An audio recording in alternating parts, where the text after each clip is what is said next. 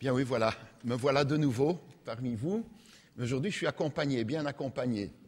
Oui, quand je parle de la famille, je viens tout seul. Mais aujourd'hui, nous sommes deux. Et donc, profitez de notre passage. Je profite en tout cas de notre passage pour vous partager avec vous une annonce. Suite à la demande de plusieurs membres, Colette et moi sommes en train de préparer un voyage dans la région des Cévennes, un voyage qui aurait lieu au début de septembre 2017, donc dans un peu plus d'un an. Pourquoi les Cévennes ? Eh bien, parce que c'est un des endroits clés de l'histoire mouvementée du protestantisme français. Suite à la révocation de l'édit de Nantes, la guerre des Camisards va éclater là, dans cette région, au tout début du XVIIIe siècle. Ça va être une période de persécution, ça va être des lieux où des gens ont donné leur vie pour leur foi. Et nous sommes en train donc de préparer un voyage guidé en autocar depuis Bruxelles, départ à Bruxelles, retour à Bruxelles. Je ne vais pas dire « venez avec nous, vous n'en reviendrez pas », parce qu'on vous ramènera jusqu'à Bruxelles. Et avec, au passage, visite des hospices de Beaune qui sont parmi les plus beaux. Et puis, visite de lieux historiques là-bas, le musée du désert, la grotte des Camisards, la tour de Constance où Marie Durand a été enfermée pendant tant d'années. Visite aussi du patrimoine de la région, le cirque de Navacelles. Quand je dis le cirque de Navacelles, c'est pas Bouglione, hein. C'est une région qu'on appelle le cirque de Navacelles.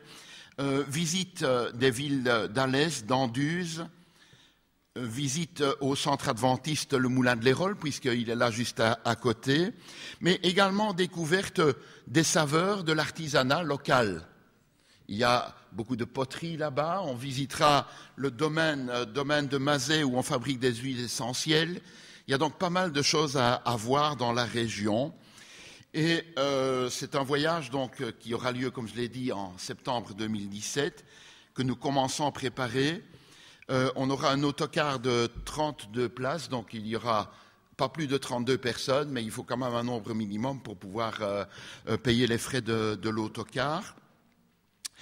Nous avions pensé organiser une réunion d'information ici encore avant l'été, mais manifestement, les dates où nous sommes libres ne correspondent pas aux dates où l'Église ici est libre. Alors on a pensé à des dates juste après les vacances, mais là non plus, ça ne semble pas s'arranger. Alors ce que nous avons pensé, c'est de faire avant l'été une publicité, de vous envoyer une publicité avec un maximum de détails sur le voyage, et puis d'organiser pour ceux qui se montreront intéressés une réunion lors de préparation qui aura lieu dans la deuxième partie de 2016, mais comme ça, vous pourrez déjà, dès avant l'été, commencer à mettre vos petits sous de côté. Donc voilà, venez avec nous, vous ne le regretterez pas. Ambiance, bonne humeur et jeux de mots seront assurés. Le voyage sera également accompagné, je veux dire, il y aura des explications dans l'autocar concernant l'époque, concernant ce que l'on va voir, et probablement des guides locaux sur place pour nous expliquer ce que nous avons à visiter. Voilà, donc soyez attentifs à la publicité qui viendra encore d'ici l'été. Comme je l'ai dit tout à l'heure, la dernière fois que nous étions ensemble, c'était à l'invitation de votre Église une journée sur la famille, sur les relations dans la famille. Aujourd'hui, encore à l'invitation de votre Église et en particulier du département vie de famille, c'est un sabbat qui est centré sur la nature, sur les relations que nous pouvons avoir avec la nature. Je parle bien de relations, et le mot est lancé, relation avec la nature. Et je dirais que les relations avec la nature suivent un peu les mêmes principes que les relations avec une autre personne, avec quelqu'un. Une relation. Une relation, ça a deux bouts. Vous êtes en relation avec quelqu'un ou avec quelque chose. Et vous avez votre bout dans la main, et puis l'autre bout de la relation, il est chez l'autre. C'est vrai que bien souvent, on a l'impression d'avoir les deux bouts dans la main. Ma mère me disait souvent, je t'ai dit ça pour que tu fasses ça. Je dis, mais écoute, tu m'as dit ça, c'est ton problème. Ce que moi je vais faire, c'est mon problème, c'est mon bout de la relation. Vous voyez? Donc, une relation, ça a deux bouts. Vous êtes maître de votre bout, et puis vous n'êtes pas toujours maître, heureusement, de l'autre bout. Et vous êtes priés, je dirais, nous sommes priés de nous occuper de notre bout. Dans ce sens-là, on est appelé à être bouddhiste, s'occuper de son bout. Et pour qu'il y ait une bonne relation, il ne faut pas que cette relation soit à sens unique. Combien de personnes vont dire, eh bien moi je donne dans mon couple, dans ma famille, et je reçois jamais rien. Une relation en sens unique, ça ne va pas. C'est contre nature. Et je dirais que la relation avec la nature, c'est un peu la même chose. Ça ne peut pas être une relation à sens unique. Ce n'est pas une relation où je prends, et puis j'en fais ce que je veux. C'est une relation où la nature m'apporte et la nature attend de moi que je lui apporte. Cet après-midi, à partir de 14 heures, l'accent sera mis sur ce que la nature m'apporte. C'est qu'en tant qu'adventistes, nous sommes créationnistes. Nous sommes bien d'accord. Bon, il y a des nuances peut-être dans certaines compréhensions, mais nous sommes d'accord que Dieu est au départ de toute chose. Et vous savez comme moi, et on le rappelle régulièrement, notamment au niveau de l'école du sabbat, que Dieu, au départ, avait un plan. Dieu, au départ, avait un projet. Et d'ailleurs, Chouraki commence sa Bible au premier verset de la Genèse. Il commence en disant « en tête ». En tête. C'est ce que c'est un en-tête. Sur une lettre, sur un papier à lettres, vous voyez l'en-tête. Et l'en-tête est une inscription imprimée, voire gravée parfois, qui dit de qui vient la lettre. Et quelque part, en regardant l'en-tête, vous dites « Ah, là, c'est quand même quelque chose de chic. » Ou pas. L'en-tête. Ce que Dieu a en tête en créant. Le livre de la Genèse nous parle du rêve de Dieu, du projet de Dieu qui a créé tout très bon. Et vous savez que le mot « bon » en hébreu, ça veut dire efficace, bien à sa place, agréable, aimable, délicieux si vous voulez. Dieu a créé un délice. Et puis Dieu a créé l'homme à son image, et cet homme se voit confier la mission de gérer le jardin, de le garder, de le préserver, de le cultiver. Malheureusement, l'homme a gâché le rêve de Dieu. Et Dieu doit bien constater à un moment donné que la nature produit des ronces et des épines, ce que nous appelons aussi des mauvaises herbes. Et pourtant, même si la nature a été gâchée, si elle a été bouleversée, si elle est agitée de tremblements, de tsunamis, si elle éternue sous forme de cyclone, même si elle est gâchée, cette nature a de beaux restes. Cette nature est et reste généreuse. Et il y a dans les plantes, y compris dans celles que nous classons mauvaises herbes, des tas de qualités. Pour la nourriture, une bonne soupe d'ortie, ça pique pas et ça fait du bien au palais. On met de plus en plus l'accent aujourd'hui sur la cuisine sauvage, c'est-à-dire une cuisine qui est basée sur des plantes que l'on trouve dans la nature. Qualité de guérison. Et aujourd'hui, de nombreux scientifiques mettent au point des remèdes à base de plantes, tout aussi efficaces, voire même plus que les médicaments chimiques. Et trop souvent, malheureusement, nous les ignorons. Alors aujourd'hui, dans notre société, on met l'accent sur les bienfaits de la nature, sur les bienfaits des plantes. Et en tant qu'adventistes, nous serions invités à être à la pointe dans ce domaine.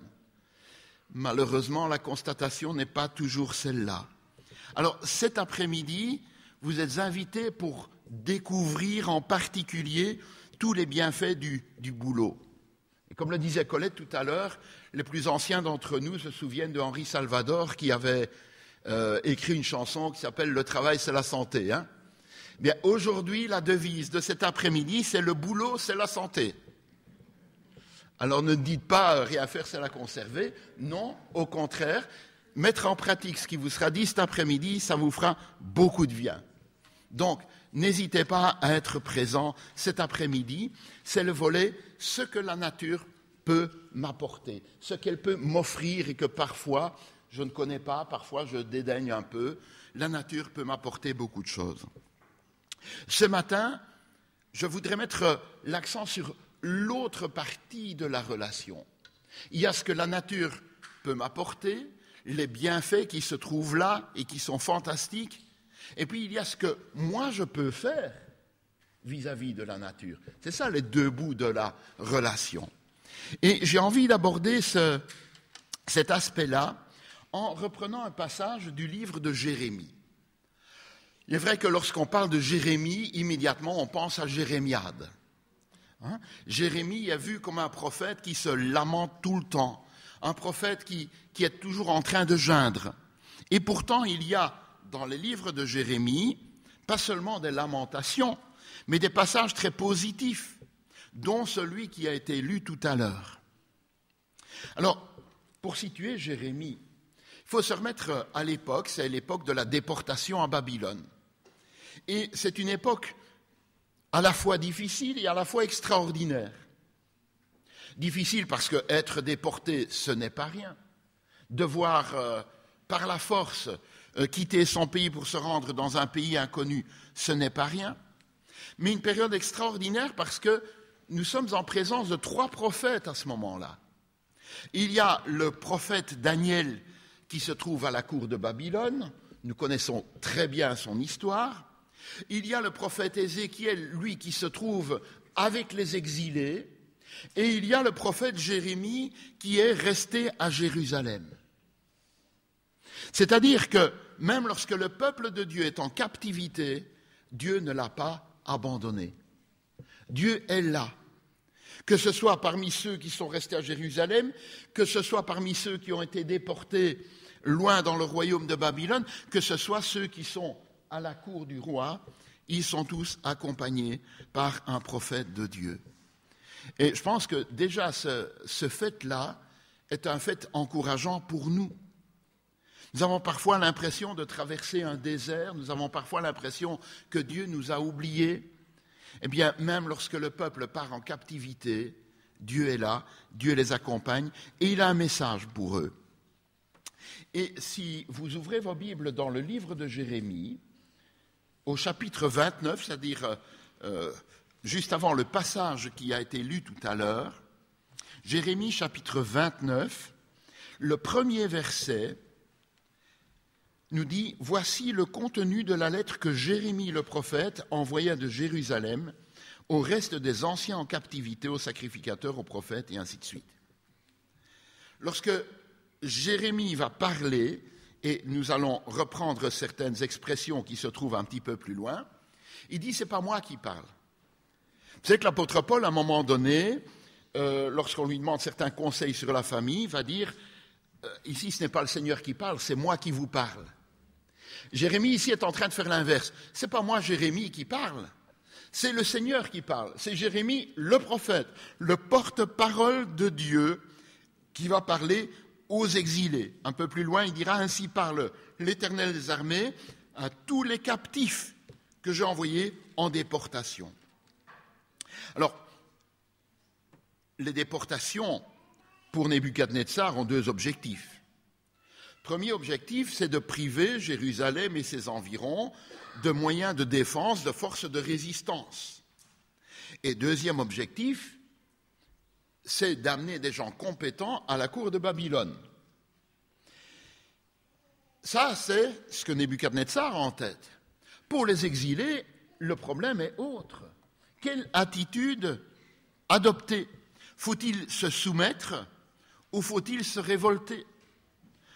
Nous sommes là maintenant en captivité, faut-il se mettre tous ensemble, essayer de résister aux forces extérieures, ou bien nous soumettre, essayer de passer inaperçus?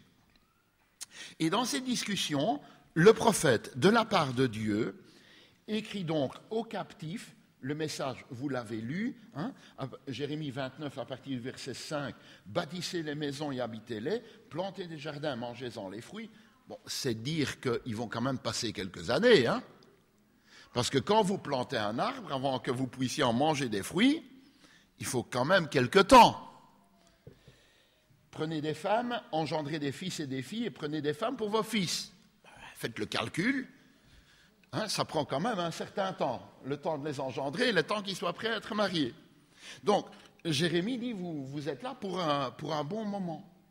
Et alors, au verset 7, le conseil extraordinaire, c'est « Recherchez le bien de la ville où je vous ai mené en captivité, priez l'Éternel en sa faveur, parce que votre bonheur dépend du sien. » Si on regarde ce verset dans d'autres traductions de la Bible, la Nouvelle Bible Seconde traduit « Recherchez la paix de la ville, parce que votre paix dépendra de la sienne. » La traduction œcuménique dit « Soyez soucieux de la prospérité de la ville.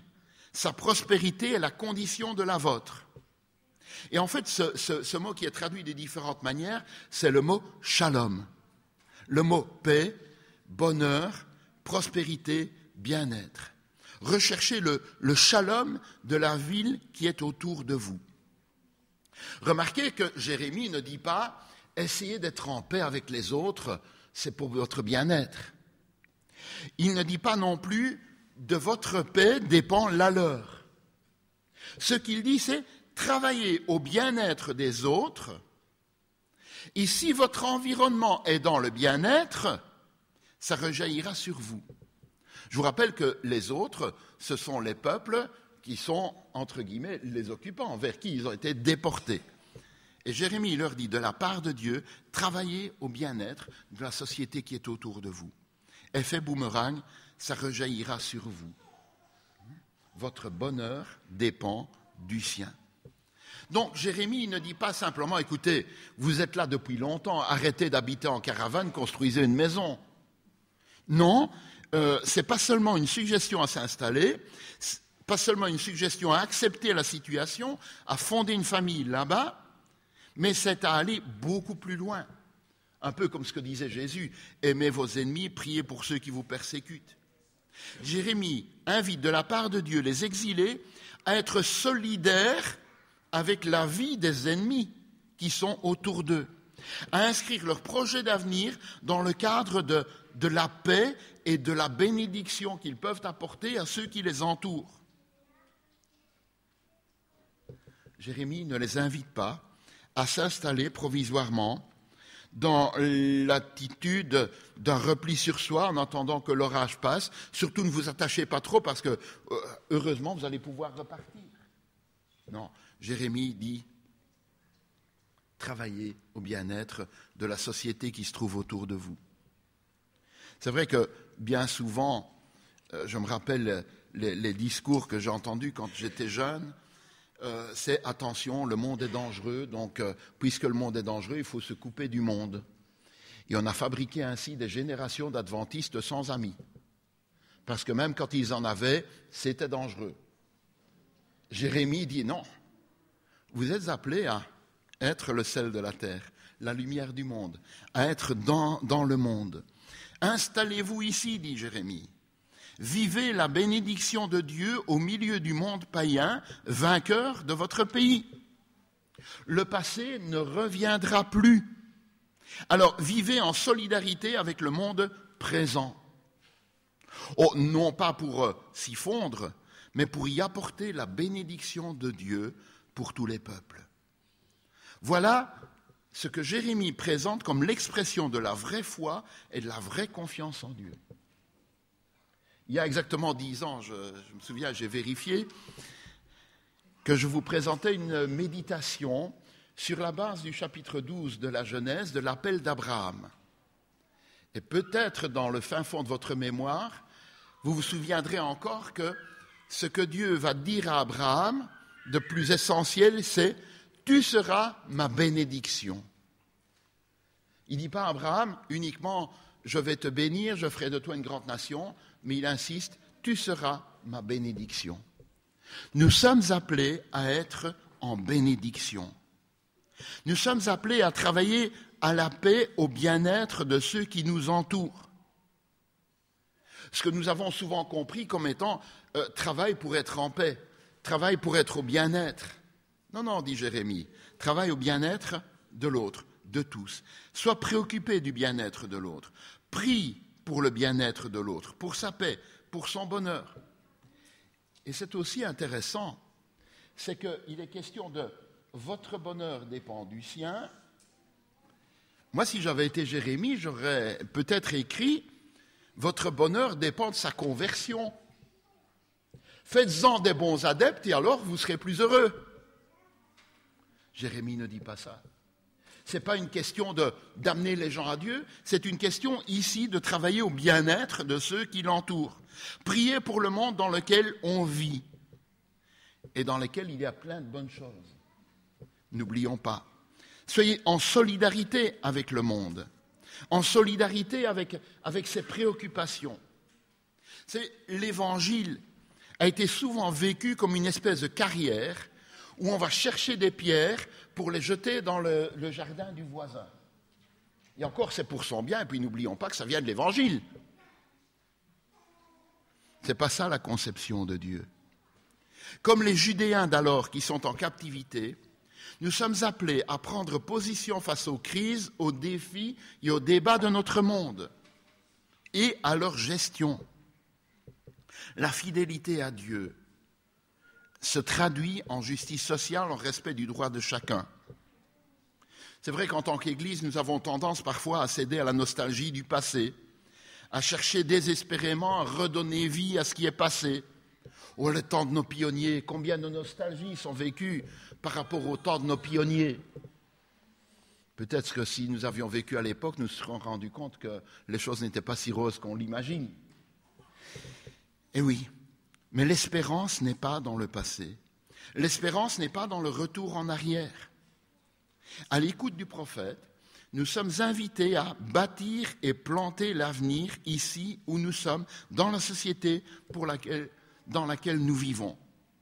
Non pas rechercher un truc pour amener des personnes dans l'Église, non pas pour devenir des maîtres à penser, mais pour nous installer dans une nouvelle relation au monde dans lequel nous vivons.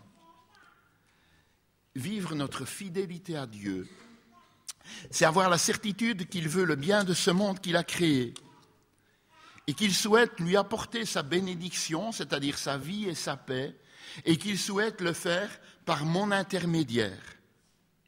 L'avenir s'inscrit dans une solidarité avec le monde.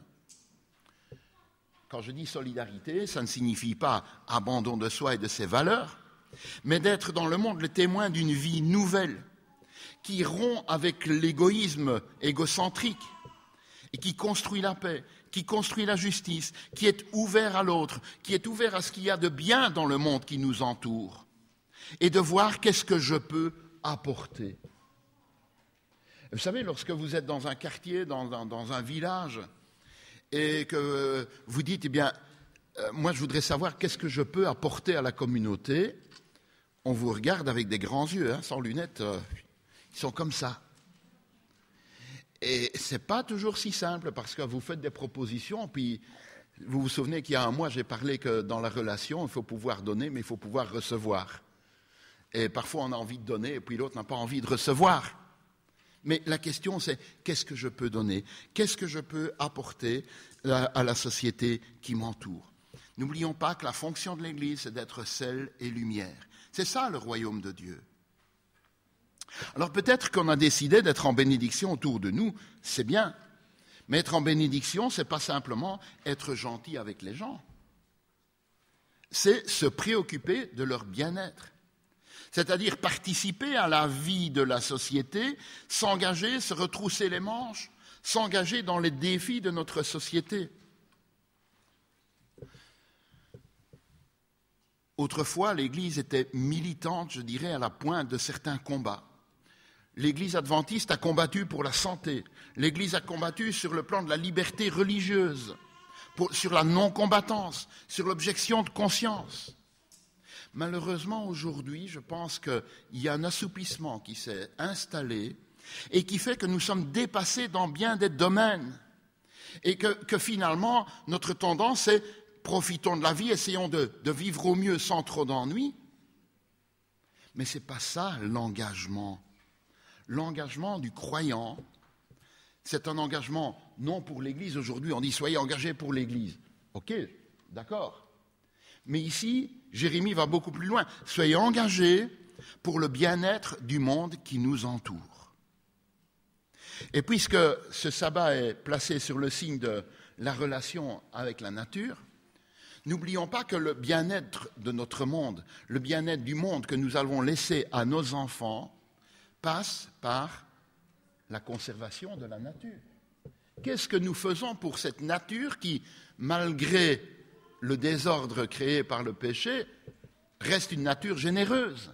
Qu'est-ce que nous faisons, nous? Qui a entendu parler ici, dans cette salle, de la COP 21?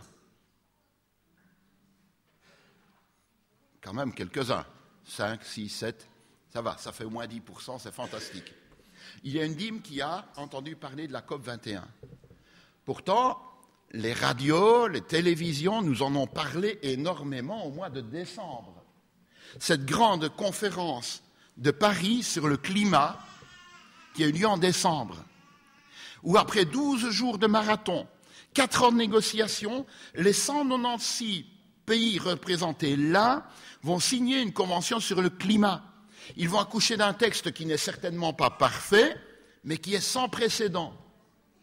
Ils se sont mobilisés, nos dirigeants se sont mobilisés pour essayer de préserver la nature. Et 10% d'entre nous y ont fait attention, en ont entendu parler. Pour les autres, c'est entré par là, c'est ressorti par là. Ça ne vous pose pas question? Quelle est notre préoccupation pour le monde qui nous entoure? Quelle est notre motivation, notre regard sur la préservation de l'environnement? S'engager envers la société, mais aussi envers la nature. Faire du bien à cette nature qui nous donne tant, et qui voudrait donner plus d'ailleurs si on l'acceptait. En tant qu'adventistes, nous mettons l'accent souvent sur une nourriture saine, mais est-ce suffisant? N'y a-t-il pas plus à faire? Alors vous me direz, mais oui, mais nous croyons à l'imminence du retour de Jésus, et Jésus va créer de nouveaux cieux, une nouvelle terre. Pourquoi s'embarrasser de celle-ci, puisque de toute façon, il va tout refaire nouveau? Et puis on ajoute, mais est-ce que la crise écologique n'est pas inéluctable? N'est-ce pas plutôt un signe des temps à constater? Voyez-vous, l'attentisme n'est pas en phase avec l'espérance. Parce qu'il y a 2000 ans, lorsque les disciples ont posé la question à Jésus, « Quand est-ce que tu vas revenir ?» Vous vous souvenez de ce que Jésus répond, tout début du livre des Actes? « Ce n'est pas à vous de connaître les temps. » Et heureusement qu'il leur a dit ça, parce que ça fait 2000 ans et il n'est pas encore revenu. Alors nous disons maintenant, « Ah mais Seigneur, nous rendons compte, tu vas arriver bientôt. » Vous voyez, hein, on s'occupe des deux bouts de la relation. Hein, mon bout, c'est de penser à Dieu, et puis l'autre bout, c'est de dire, « Seigneur, je sais bien, c'est ça que tu dois faire. » Et le Seigneur nous dit, « Tu sais, il y a 2000 ans, j'ai déjà dit, c'est pas à vous de connaître les temps. C'est pas à nous de nous soucier des temps et des moments, ça c'est l'affaire de Dieu. Laissons-lui s'occuper de son bout, j'ai déjà tellement à faire avec le mien. » Oui, nous sommes les intendants du Père, nous sommes appelés à être les bons et fidèles serviteurs, et vous connaissez la parole, bons et fidèles serviteurs, heureux ceux que le Maître trouvera faisant ainsi. Il ne dit pas heureux ceux que le Maître trouvera attendant béatement, sachant qu'il va arriver. Non, il les trouvera faisant ainsi, à l'œuvre, au boulot. Au boulot aussi d'ailleurs. Bon. Et puis, puisque vous allez étudier l'Apocalypse en profondeur, déjà une petite phrase, hein, la condamnation de ceux qui détruisent la terre. Est-ce que nous participons de cela ou est-ce que nous œuvrons pour essayer de la maintenir au mieux? Message d'Apocalypse 14. J'imagine qu'avec le frère Lagarde, il va revenir là-dessus. Hein. Adorer le Créateur du ciel et de la terre. Et c'est pas tout. Créateur du ciel, de la terre, de la mer et des sources d'eau. Oui. Quand même curieux, hein. Adorer le Créateur, oui.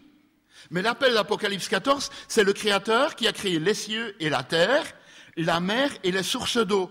Un petit peu comme si cette précision des éléments de la nature était un appel direct à une attitude écologiquement responsable. Notre planète est l'œuvre de Dieu et mérite nos soins jusqu'au bout, et pas seulement des soins palliatifs. Elle mérite nos soins jusqu'au bout, jusqu'au moment où Dieu, lui, décidera de mettre fin à l'expérience. Alors c'est vrai qu'on peut se dire que notre Église peut faire mieux dans de nombreux domaines. C'est vrai. Mais je pense que ce matin, chacun de nous est appelé à se dire « Qu'est-ce que moi je peux faire mieux pour être à l'œuvre ?» Dans ma manière de consommer, dans ma manière de manger local, peut-être en me déplaçant mieux, en recyclant davantage. Du point de vue de l'écologie, l'adventiste ne doit pas être quelqu'un qui attend, mais l'adventiste est appelé à être un volontariste. N'oublions pas cette parole du Seigneur au travers du prophète Jérémie, encore une fois à ceux qui sont déportés donc dans un monde hostile, il dit « Votre bien-être dépend du bien-être des autres. » Travaillez, œuvrez, priez, soyez préoccupés par le bien-être de la société qui vous entoure et également de la création qui vous entoure, et votre bien-être dépend de cela. Soyez en bénédiction. Alors, j'espère que vous n'allez pas partir d'ici en disant « Ah, il a bien parlé », mais vous allez partir d'ici en se disant « C'est vrai, j'ai peut-être à revoir ma manière de voir les choses et de fonctionner. » Que Dieu nous y aide. Amen.